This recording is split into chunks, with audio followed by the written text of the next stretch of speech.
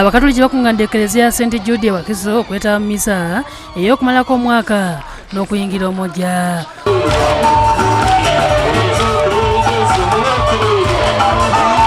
Okusaba kulembeddwa mu Reverend Father George William Sentamu akubiriza abakristo okwesabira wamu n'okusabira eggwanga lyaffe nga tugenda mu biseera eby'okulonda. N'ekiro kino tekigenda kuba kyakumala mu mazzi budde. Guzza okusinza mulamu agenda kukukolera ekyamagero, agenda kuwa mukisa, agenda kusumula mu nvuba za sitaani.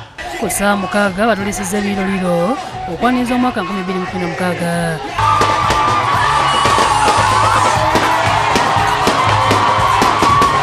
Bwanamukulu w'ekifo ekyo John Mary Mwanje asitudde Yezu n'atandika okumutambuza mu bantu basobole okumusaba bye beetaaga.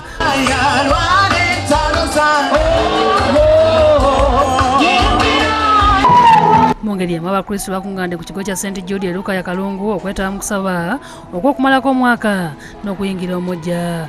Okusaba kulembeddwa mu bwanamukulu ng'ayambiddwako Reverend Father Edward Muyimbwa ssaako Reverend Father Jude Kalungi ababuulidde abakristo obukulu bw'okumalako omwaka. Father Kalungi abalaze Yezu Kristo ku musalaba n'agamba nti yekka ye mugenyi gwe balindiridde so si mwaka gwa 2016 ng'abasinga bwe bagwesunze.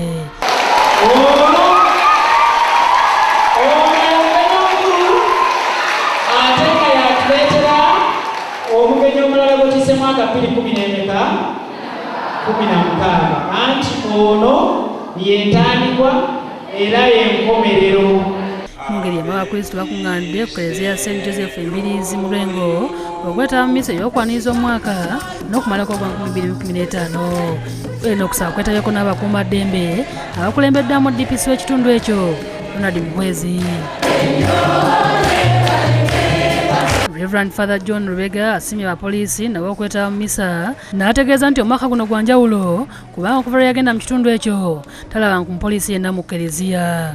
Yagamba njagala kukola kino, njagala kukola kino, njagala kukola kino, njagala kukola kino.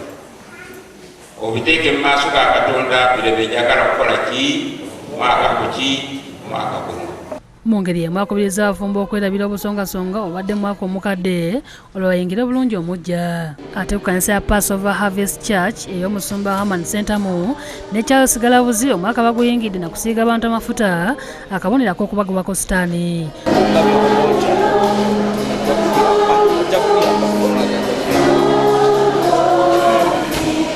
Omusumba Galabuzi asabye abantu okubeera n'emirembe era n'abajjukiza buli muntu okulonda oyo gw'ayagala mu mutima gwe mu kulonda okugenda okubeerawo omwezi ogujja.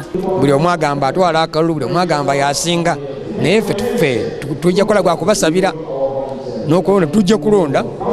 Mukama gwana batulungamiza okulonda, sijja gamba nti gundi londa gundi ne gundi londa gundi, naye buli muntu alina omutima gwe kye gumugamba, buli muntu asalewo nga bw'anaaba asazeewo.